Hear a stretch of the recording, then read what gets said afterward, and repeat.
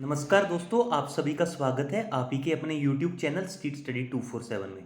तो दोस्तों, इस वीडियो में हम डिस्कस करने जा रहे हैं वीकेंड की जो भी मोस्ट इंपॉर्टेंट मार्केट न्यूज़ है, वो सभी वन बाय वन करके इन दिस वीडियो। सो पहली न्यूज़ है कोविड-19 vaccination drive in India to begin on 16 Jan. तो इंडिया में आप देख सकते हैं कोविड-19 का जो बिगेस्ट वैक्सीनेशन ड्राइव होगा वो 16 जैन से स्टार्ट हो जाएगा। ऑलरेडी हमने सारी चीज़ें देख ली हैं कि पुणे से दिल्ली के लिए जो एयर इंडिया की सर्विसेज हैं जो कोरोना वैक्सीन लेके आएंगी पुणे टू दिल्ली, वो स्टार्ट हो चुकी हैं। तो दोस्तों वहाँ यहाँ पे एक थोड़ा सा झटका किन के लिए लगा है, तो यहाँ पे लगा है जेट एयरवेज और स्नोमैन लॉजिस्टिक्स के लिए। तो ये यहाँ पे उम्मीद लगा रहे थे कि इनको भी कुछ कॉन्ट्रैक्ट मिल सकता है, बट अभी ऐसी भी कोई न्यूज़ मीडिया में नहीं आई है कि इन दोनों को भी कुछ खासा कॉन्ट्रैक्ट मिल रहा है। आने वाले टाइम में हो सकता है इन दोनों कंपनियों को अच्छा कॉन्ट्रैक्ट मिले, बट अभी के लिए एयर इंडिया जो है वो डार्क हॉर्स का काम कर रहा है। नेक्स्ट न्यूज़ पे आते हैं दोस्तों। इंडिया रिपोर्ट्स 18,645 न्यू कोविड-19 cases in a day, over 1 crore recovered so far.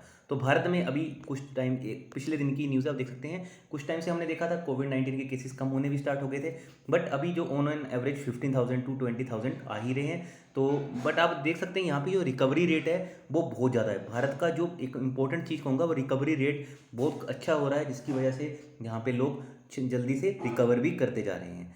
Next news देख लेते हैं। तो आप देख सकते हैं life insurance sectors new premium business falls 3% in December.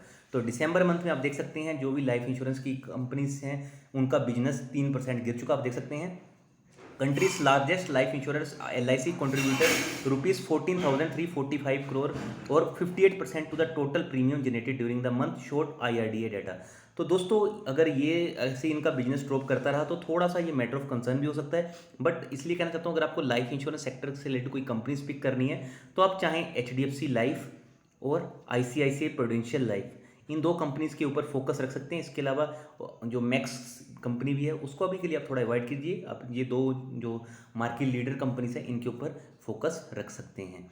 Next news पे आ जाते हैं। नेक्स्ट न्यूज़ देख लेते हैं। Last date of ITR filing today. तो आज आपको पता है 10 जनवरी लास्ट डेट ITR फाइलिंग की है। तो गवर्नमेंट ने बोल दिया है कि to avoid the hassle in the last minute, please जितना जल्दी हो सके आपको ITR फाइल कर देनी चाहिए। आई होप जितने भी टैक्स पेयर्स होंगे सभी ने ITR फाइल भी कर दी होगी, क्योंकि इसके बाद जो भी फाइल करेगा उसको डबल पेनल्टी भी यहाँ पे लगती हुई देखने को मिल सकती है। तो दोस्तों एक और न्यूज़ है, PM मोदी हमारे प्राइम मिनिस्टर के लिए पॉजिटिव न्यूज़ है। PM मोदी अब बन चुके हैं most followed active politician after Donald Trump's Twitter ban. तो रिसेंटली हमने देखा था दोस्तों यूएस में क्या हुआ था। यूएस में आपने देखा था काफ़ी ज़्यादा हिंसा भड़क गई थी। इवन कुछ वहाँ पे आरोप लगाया जा रहा था कि डोनाल्ड ट्रंप के जो समर्थक हैं उन्होंने काफ़ी ज़्यादा माहौल भी खराब किया, जिसके बाद ट्विटर ने परमानेंटली क्या किया, सस्पेंड कर दिया था जो अकाउंट था डोनाल्ड ट्रंप जी का। तो आपको पता होगा कि डोनाल्ड ट्रंप नंबर 1 ट्विटर पे फॉलोअर्स थे और नंबर 2 पर थे मोदी जी के। तो अभी इनका जब अकाउंट ही जहाँ पे बंद कर दिया तो नंबर 1 पे मोदी जी आ चुके हैं, जो इंडिया के लिए गर्व की बात मैं कहूँगा हो सकती है।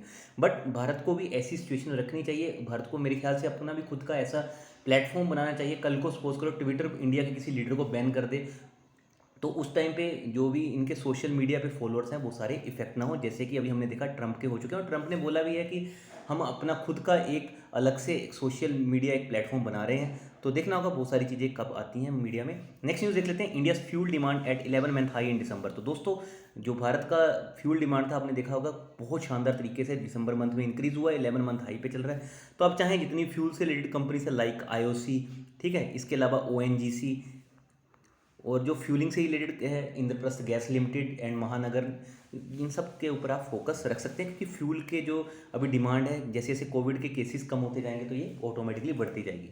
दोस्तों TCS के शानदार रिजल्ट के बाद हमने एक और चीज़ देखी है, over 96% of TCS employ continue to work from home. तो यहाँ पे 96% से ज़्यादा एम्प्लॉय इनके कंटिन्यू करेंगे वर्क फ्रॉम होम, जो मैं कह सकता हूँ कंपनी और एम्प्लॉयज़ दोनों के लिए पॉजिटिव न्यूज़ है। क्योंकि जब भी कोई एम्प्लॉय वर्क फ्रॉम होम करेंगे तो कंपनी के जितने भी एसेट्स होते हैं जैसे कि मान लो कि AC का खर्चा, ठीक है, तो ये मिसलेनियस जो एक्सपेंसेस हैं उनको यहाँ पे राहत मिलती है। तो इसलिए कंपनी ने अभी हमने देखा 10 साल में इतने अच्छे रिजल्ट पेश किए हैं TCS ने, कि जिसके कारण हो सकता है कल के दिन जब मार्केट खिले तो अच्छा इसको रिस्पॉन्स आता भी देखने को मिले।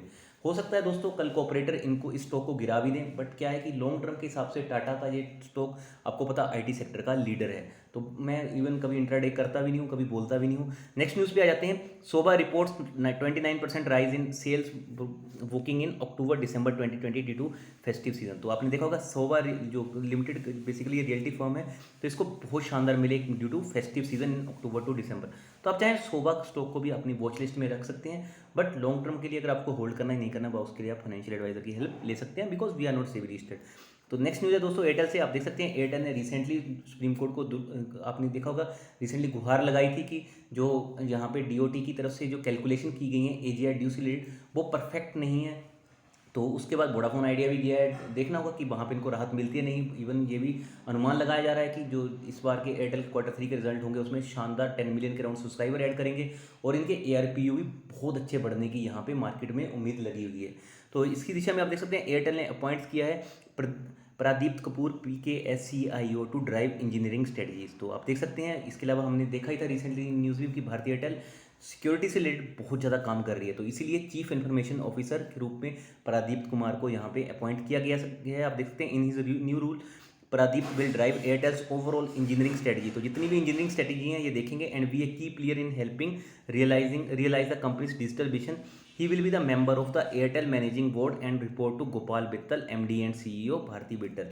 तो आप देख सकते हैं भारतीय एयरटेल के जो MD एंड CEO हैं गोपाल बिट्टल जी, उनको जी बेसिकली रिपोर्ट करेंगे। तो आप TCS के रिजल्ट के बाद देख सकते हैं एवेन्यू सुपरमार्ट के भी जो रिजल्ट है आप देख सकते हैं शानदार इंक्रीज करते हुए देखने को मिले हैं। जो प्रॉफिट है वो भी शानदार इनका बढ़ चुका है। आप देख सकते हैं Q3 consolidated net rise 16% to ₹447 crore.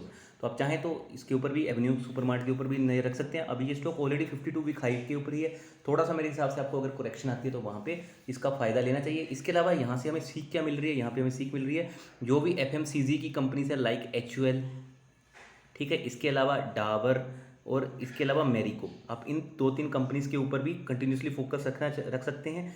ITC को इसलिए बोल रहा हूँ, ITC में क्या है कि गवर्नमेंट बहुत जल्दी पॉलिसीज चेंज करती रहती है। अभी रिसेंटली जो स्मोकिंग एज है वो 18 ईयर्स टू 21 ईयर्स करने की कोशिशें चल रही हैं, बट हमने देखा कुछ ब्रोकरेज फर्म ने ऑलरेडी इसके 300 के भी टारगेट दिए हैं ITC के। बट आप अभी के लिए अब चाहें तो ITC को थोड़ा सा, अगर आपकी वॉच लिस्ट में नहीं है तो अवॉइड भी कर सकते हैं।